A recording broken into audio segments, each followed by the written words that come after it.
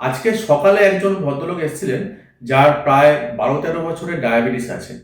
তো উনি যখন 6 মাস আগে আমাদের কাছে এসেছিলেন, তখন ওনার HbA1c 10.6 ছিল। তো ওষুধ খাওয়া সত্ত্বেও যেহেতু HbA1c কম ছিল না, আমরা তখন ইনসুলিন শুরু করি। তো রাইজোডেক নামে একটা ইনসুলিন উনি দুপুরে খাওয়ার আগে 18 ইউনিট করে নিচ্ছিলেন।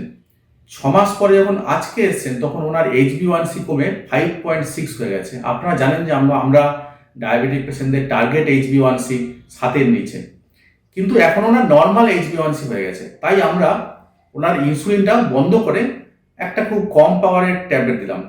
তো ভদ্রলোক শুনে আশ্চর্য হয়ে গেলেন, বললেন যে ইনসুলিন কি এরকমভাবে বন্ধ করা যায় নাকি, মানে একবার শুরু করলে বন্ধ করা যায়? ওনার আইডিয়া ছিল যে ইনসুলিন একবার শুরু করলে মনে হয় সারা জীবন নিতে হয়। ব্যাপারটা কিন্তু তা নয়। অ্যাকচুয়ালি উনি কিছু লাইফস্টাইল মডিফিকেশন করেছেন। তো আমি ওনাকে জিজ্ঞেস করলাম যে আপনি কিভাবে এটা করলেন, কেন 6 মাসে কিন্তু এত HbA1c কমার কথা নয়, কেমন? কেননা মানে 10 থেকে 5.6 হওয়ার কথা নয়, 6 মাসে ম্যাক্সিমাম 3-4 এরকম কমতে পারে আর কি। তো উনি বললেন যে আমি সকালে যেরকম হাঁটতাম আর কি, তাছাড়াও প্রত্যেকবার খাবারের পরে, অর্থাৎ ব্রেকফাস্টের পরে, লাঞ্চের পরে, ডিনারের পরে 15 মিনিট করে হাঁটতাম, এবং আমাদের ডায়েটিশিয়ান যেরকম ডায়েট চার্ট দিয়েছিলেন নাকি, সেটাই উনি ফলো করতেন। তো এই থেকে আমরা একটা শিক্ষা নিলাম যে একবার ইনসুলিন শুরু করলে কিন্তু সারা জীবন ইনসুলিন নিতে হয়, এরকম কিন্তু নয়। এবং এই ভয়ে অনেকে ইনসুলিন শুরু করতে চান না। তো কেন এরকম ভয়?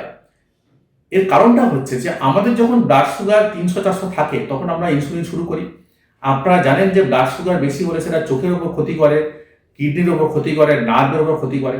এবং সব থেকে আশ্চর্য ব্যাপার হচ্ছে যে এই ব্লাড সুগারটা বেড়ে গিয়ে কিন্তু যেখান থেকে ইনসুলিনের ক্ষরণ হয়, অর্থাৎ অগ্ন্যাশয়েরও কিন্তু কর্মক্ষমতাটা কমিয়ে দেয়।